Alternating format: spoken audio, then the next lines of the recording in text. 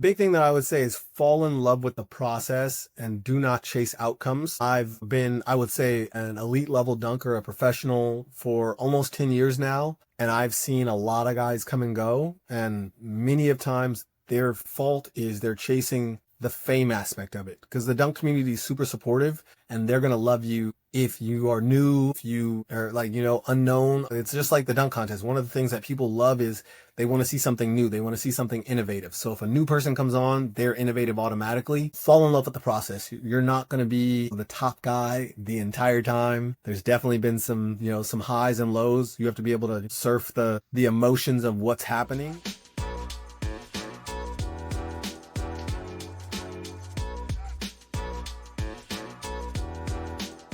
Thanks for joining us. Really appreciate it. Before we delve into your career and story, I find it quite fascinating.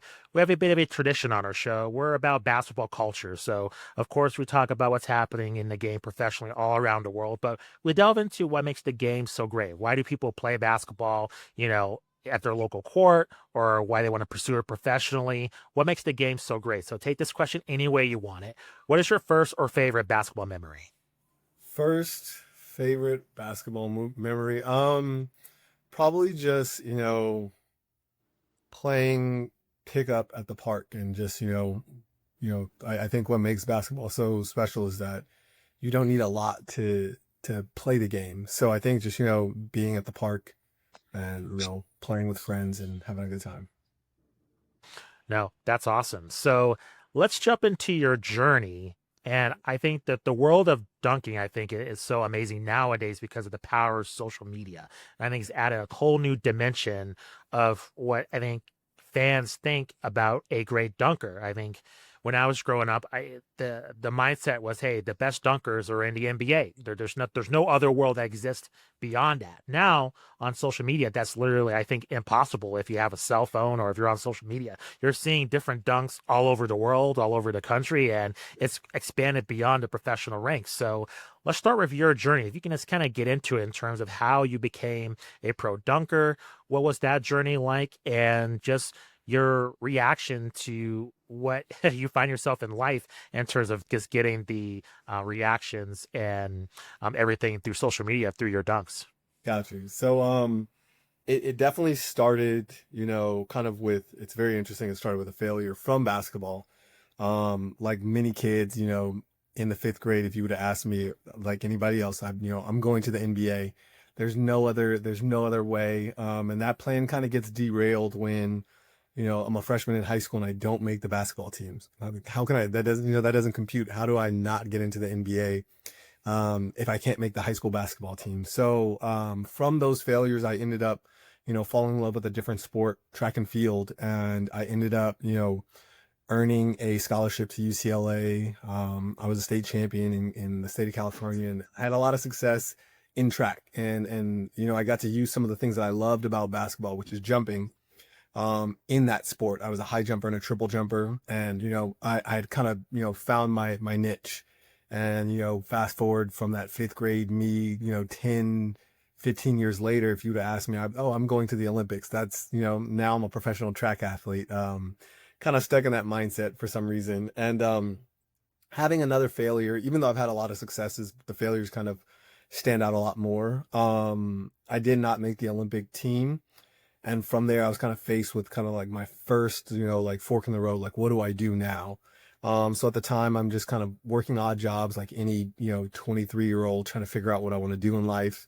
And I go, I just sign up for a gym membership. I want to stay in shape. I kind of want to, take care of my body. And initially, the gym membership that I had was an LA Fitness in Sherman Oaks. And they had a basketball court. So it normally started, I would go in there and I would work out. And then I saw people playing basketball. And just like I said, just it's fun. I would go in and I would, play basketball. And that kind of turned into what I would do instead of working out. And after games, when you have that like lull between the next game starting, guys would just, try to dunk. And, me being a, 7-foot high jumper and 54-foot triple jumper, oh, I can do this. So I would go, I would do a dunk. And initially, like this is 2012, 2013, just I became a kind of like gym legend, if you will. Like, oh, that guy can dunk. And at the same time, Instagram is now, switching over from just pictures to video. So, I'm uploading those dunk videos, if you will, to my Instagram. And I think at the time, there wasn't anything, remarkable. I'm, a normal guy. I'd get like 50 likes on something because I had 50 friends that would like it or anything like that. But then when I started posting the dunk videos, it was like I got 300 likes on this, and now I'm starting to pick up followers. And then, oh, this is I kind of like that. And I also kind of like the idea of like, at the time I was trying to do just a regular between the legs dunk. And it wasn't just a regular between the legs. It was a big deal to me when I finally got that. So just kind of all of that like culminating together really exploded really fast. So from those, trying new dunks and getting, the recognition for, doing some pretty cool stuff, my Instagram grew. I kind of met up with, this dunk world that I didn't know existed that had been around for a really long time. Chuck from Team Flight Brothers, Billy from Dunkademics, and all of these people are reaching out to me, and I'm starting to get recognition. I'm starting to meet professional dunkers, and Young Hollywood, and they're inviting me to their LA Fitness to have dunk sessions, and I would just it kind of exploded. So this now 2013, 2014. I'm starting to try to build a name for myself. And then that summer there's dunk contests, and it's like there's dunk contests for non-professional or non-NBA players. And it's like I got invited to a dunk contest. And from there, you fall in love with this kind of like, it was just this new kind of passion, this new purpose that I had for my athletic endeavors. And because I was still, I felt like I still had, sports in me. I wasn't ready to walk away from sports at the time. And it was just, it kind of all culminated at the like all this one location. It was like really amazing. And fast forward another year from that, I get invited to a tryout for the Harlem Globetrotters. So now like this thing is like taking off, and like I see an avenue that like I can definitely, do this full time. And that summer I tear my ACL. I dislocate my knee, tear my ACL, tear my meniscus, strain the PCL and the LCL, kind of just destroyed the knee. And from there it was like that, as bad as that sounds, that was once again a failure. One of the best blessings of my life, because it really like opened my eyes to this idea of like you're not invincible. You're getting older, you got to take care of your body. And it made me appreciate dunking that much more. So at the time I was, applying to grad school. I'd gotten in, and my emphasis was kinesiology, and was trying to figure out where I wanted to focus. It was my idea initially, I wanted to coach track and field at the collegiate level. But during all this time of, rehabbing the ACL, trying to figure out what I want to do, I start to substitute teach. And that was initially, at the time, was just to pay the bills. But like the first day I got in the classroom, I fell in love with that, and that kind of gave me an additional purpose. And with the dunking and with that, when I finally was able to put those two together, um, for whatever reason, my social media erupted. And then at that time, now I'm getting, invited to international contests. I'm getting to do, really cool things with Bleacher Report, and I'm going to All-Star Weekend, and, fast forward, you know, 5 more years later, I'm in this position where, I'm teaching, coaching, but, in my summers and my holidays and my weekends, I get invited to really, really cool opportunities, and, you know, and just blessed, to say the least. That is awesome. I mean, I think that's such a cool journey, because I mean, I started playing pickup ball like late. I when I got a car and was able to drive, I drove it to town and then played every day. And I always wanted to dunk. Always wanted. I would wear those weights on my ankles. The um Yeah. Yeah, trying to dunk, and there'd be a guy my height, 5'9", and he would just rise up and just dunk, and I'd be like, "What?" And then one of my best friends, he was 6'2", and he could just barely miss. He got so close. What's the big difference maker there? Why? How does a 5'9" guy be able to kind of? I mean, and the guy's calves were huge, but how does that guy get to do that? And then my one of my best friends who's 6'2" can't quite get there. What's you've probably seen that a lot, right? Yeah, no, definitely. Well, it's kind of funny the way I like to explain it. Um, a lot of people want to simplify it and say it's not rocket science, but when you like think about the idea of what rocket science is putting a mass in the air. In a way, it kind of is, and it can be rocket science. So there's a lot of physics at play with that. So there's how much mass you're carrying, how much force you can produce. There's a lot of different ways to skin a cat. But I think when you look at it from like kind of like the simplest of forms, it's like, some people are dealt, really nice cards. Some people know how to play those cards really well. And, some people get a combination of both. So I think when you think of like elite level dunkers, they, from the draw, they got like a royal flush. So it's like they could be good or they could not be good, and they were going to win anyway. And then you have some kids that, don't necessarily get the best cards, but they know how to work those cards, and they're going to work really hard to kind of bluff their way and play their way through and figure out how to win the game. And then there's some people that are kind of a mix of both, and there's some people that kind of get really bad cards and they don't know how to play. And it's just kind of it's one of those things that's the best way to explain it. But I do think regardless of whatever hand you are dealt, you can win. It's just not going to look the same as somebody who from the rip got that royal flush. So I think Yeah, that's the 5'9" guy who just never probably eats bad, probably doesn't take care of their body, and it's just like, oh yeah, I'm gonna go dunk today. right. Well, I switched to 8-foot goals and was able to do it, so I was pretty happy with There we that. go. Nah, I'm enjoying the low rim as well too. Sometimes it makes it a lot more fun. You can get creative and have fun with it.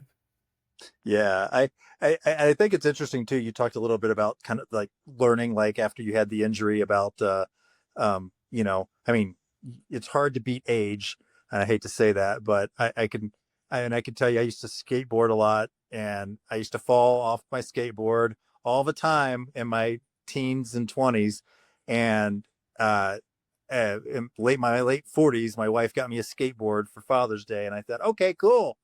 I fell and I was out for like 2 weeks. You can't, it's, the body is hard.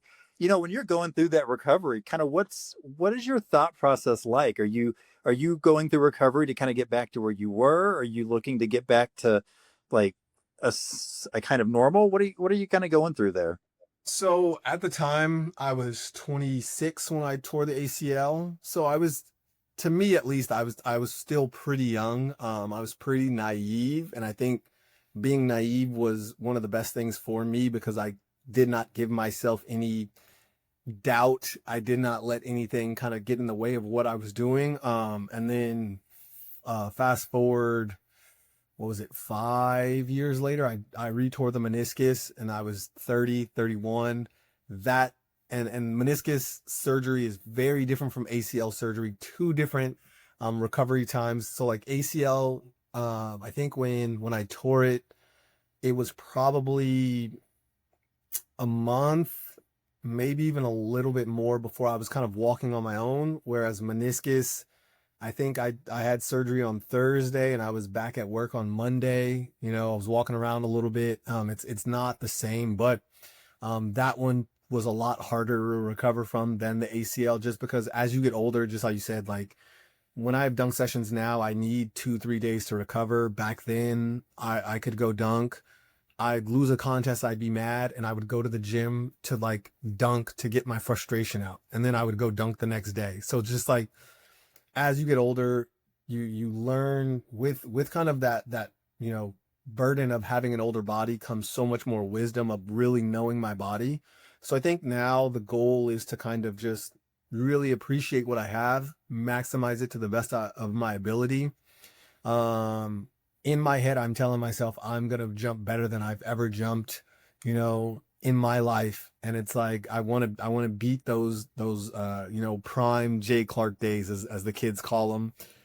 But realistically, understanding my body, knowing how the body works, I want to stay at a high level and be able to maintain this for as long as possible. My dream, I'm 36 now, is to compete in a contest at 40, and not compete just to compete. I want to compete to win, and then from there 40 plus, just enjoy the ride, see what events I can get to, maybe leverage a family vacation to a country that my kids would not go to, um, if I didn't get invited to a contest or didn't have to, shell out a lot of money to go to that country. So, what goes through your mind when you are attempting a dunk, and especially a dunk that you've never done before, creating something that no one else has attempted? I'm just curious what the thought process is. Can you walk us through just a dunk that either you've never tried before and you nailed it eventually, or Yeah. something that's never been attempted at all, period, Yeah. and you hit it as well? Just that concept. Walk So us through I'll, that. I'll actually start with a dunk, and it's funny. I My most recent dunk that I invented, the Z Animal. So it's kind of like a Jordan-esque rock the cradle. So you start with the rock the cradle movement, and Kador Ziani, the Z Animal, a very famous French dunker, basically did the rock the cradle, and then he rocked it again, and that kind of became a staple, one of his staple moves. So it's kind of a double windmill move. So I kind of came up with the idea. I was messing around on a low rim with my friends. We were playing around, and I did that. And instead of rocking it around, I went between my leg and I dunked it. And we're talking 7 feet, 7'6". The rim was really, really low at the time, but what it ended up happening was kind of like I went back home, and it kind of sparked this idea of like, oh, you can do that. So initially, there's like this belief stage of like you're sitting there figuring out like what is actually possible, what can you do, and understanding how to do it. And then from there, there's that time to figure out um the transitioning that into actual realization of like, okay, this is what it needs to look like. You have to do this thing, and then from there is just the way I approach it is, a new dunk takes a certain amount of misses before you can get it down. So I have to go to train and get those misses in so I can get closer to getting that dunk. Which really helps my the process, because it's a really failure driven process, because you're doing something that's never been done before. You're gonna fail multiple times.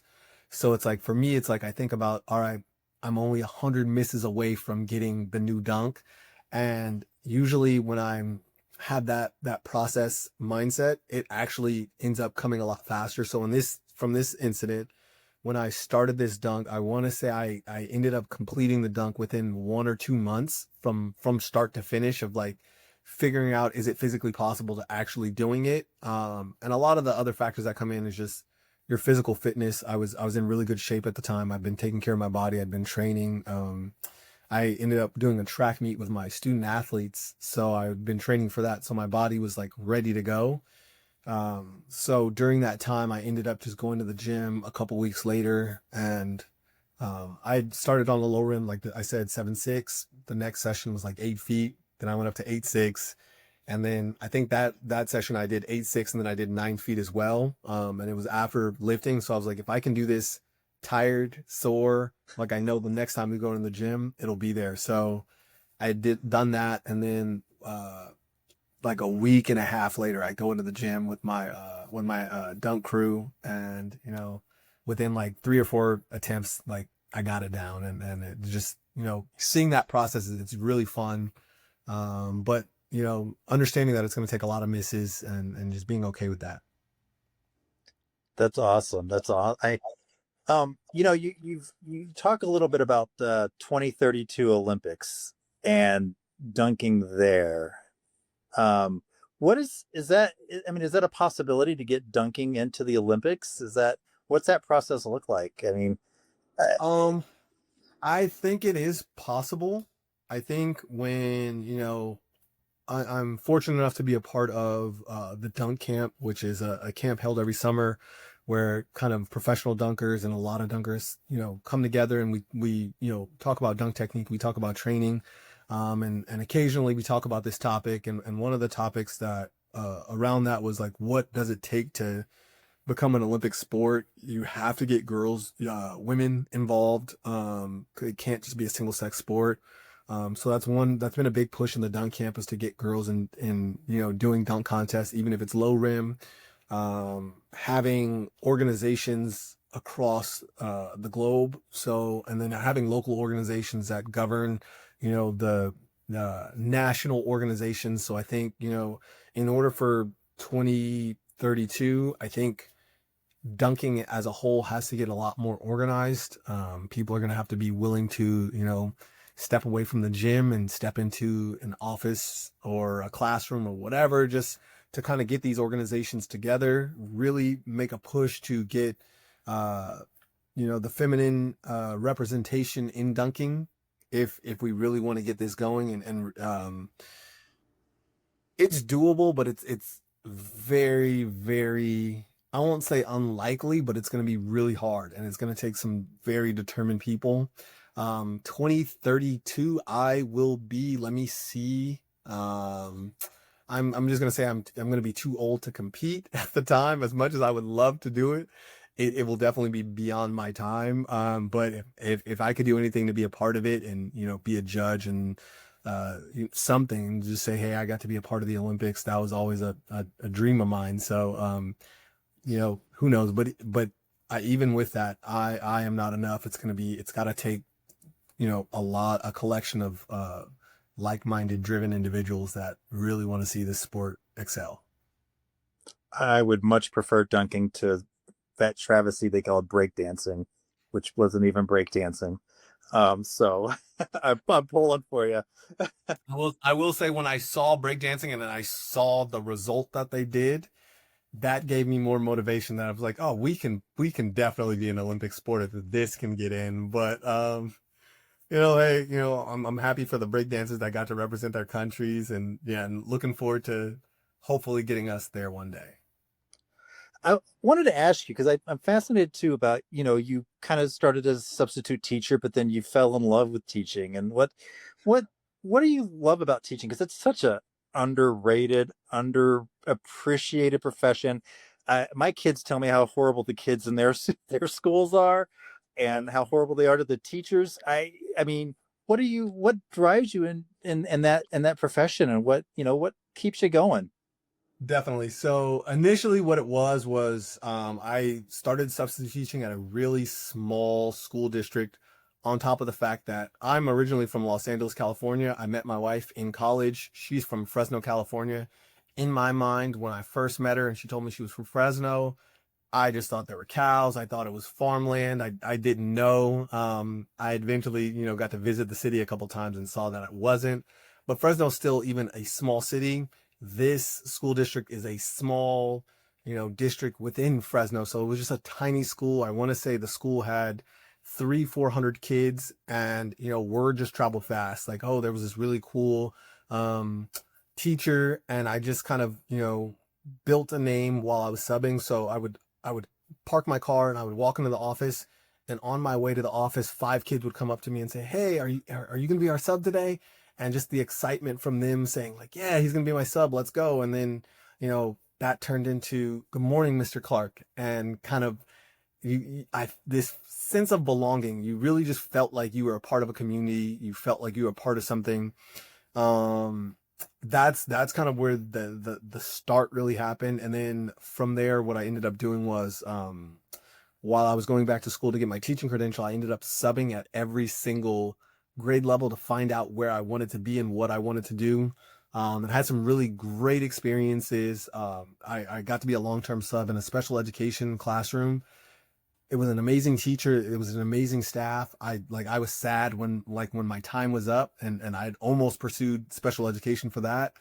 And then, you got some more challenging classrooms. Like I did a TK class and it was half day, but I don't know how those kids just ran around all. My hats off to anything third grade and under, because it was like I could not do it. I didn't have the energy for them. And it's like, I pride myself on, staying in shape and having energy, but it's like, I didn't have the patience for it. And then I really found the sweet spot in kind of like fifth grade to middle school. And, I could connect to kids. I'm able to kind of, to an extent, be myself. I don't have to kind of, hey guys, and kind of put on that mask every day, but I can still kind of, motivate them enough to where it's like, if I need to raise my voice, it's enough to like get kids to calm down a little bit. And then from there, I had started, working within the high school to coach track and field.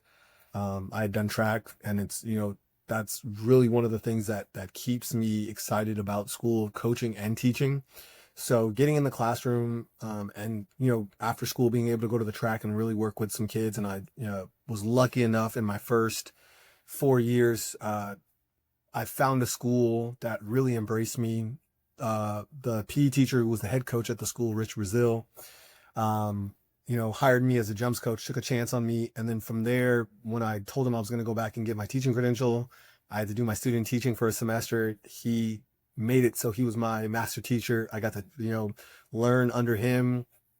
And within those 4 years of doing that, the team that I was coaching had won a Valley championship, and we'd won a state championship. And I just really connected well and got to, some of my kids went to college. They got to pursue track and field, and I got to be a part of that. And it's just like watching kids grow and develop. I'm gonna brag a little bit about one of my former students. I'm actually going to see her tomorrow too. She came in as a freshman. Had no idea of like where she wanted to go to college, what she wanted to do. And I tell my kids about my story all the time. And I would tell her like, you're going to UCLA. That's the plan. And then you don't give her any other chances to think about those things. And, 4 years later, she graduated, summa cum laude valedictorian, highest GPA in the school, got accepted into UCLA, got to go to her dream school. And it's like, being a teacher and being able to say, I got to be a part of that story, I got to help in some way, shape, or form, is better than anything. It's one of the best feelings in the world. It definitely outweighs those days where, the kids test you and you wish you were a policeman or a firefighter. But really connecting with students, really getting to see kids, chase their dreams, and getting to know them. It's been an amazing journey so far. And there's definitely some downs, but those types of feelings, connecting with some kids, and watching.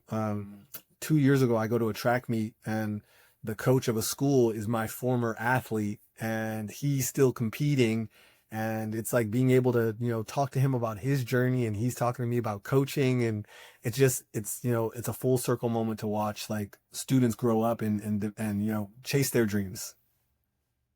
No, that's pretty cool. I can relate. My dad was a middle school band teacher for over 30 years. So I see that all the time. They be students, and then they be band directors, and it's just come full circle, which is fantastic to see that growth. I know we're up against it. So final question. What do you give in terms of advice to aspiring dunkers out there, especially where there's so much inundated with so much content from, video games to what's happening with the NBA to internationally to what you're doing online? What is kind of the step specifically for them to get started to, chase that dream of being an elite dunker one day? The big thing that I would say is fall in love with the process and do not chase outcomes. I've, been, I would say, an elite level dunker, a professional for almost 10 years now. And I've seen a lot of guys come and go. And many of times their fault is they're chasing the fame aspect of it, because the dunk community is super supportive, and they're going to love you if you are new, if you are like, unknown. A lot. It's just like the dunk contest. One of the things that people love is they want to see something new. They want to see something innovative. So if a new person comes on, they're innovative automatically. Fall in love with the process. You're not going to be, the top guy the entire time. There's definitely been some, some highs and lows. You have to be able to, surf the emotions of what's happening. If you really love dunking and you really love the process of dunking and want to get better at it, you will stand the test of time, and you'll be able to persist, whether it's injury, whether it's, poor training days, whether you need to find a job, and because initially as a professional dunker starting out, you are not going to make a ton of money. Do not join professional dunking if you want to be a millionaire. If you want to, live this lavish lifestyle, it's not that. And then just be yourself. I think, finding your style and finding what makes you you always shines through. And like for dunkers, like when people are doing their thing and their style, it's art. So it's like it's up to interpretation. And I think, being an artist, if you're copying somebody else, you'll never be as good as the original. So you might as well just be yourself and fall in love with the process as you're going through it. Jonathan, this has been a fantastic chat. Thank you for spending some time. Can you please let our audience know where they can find your dunks on social media? Do you have any other upcoming projects that you want our audience to be aware of?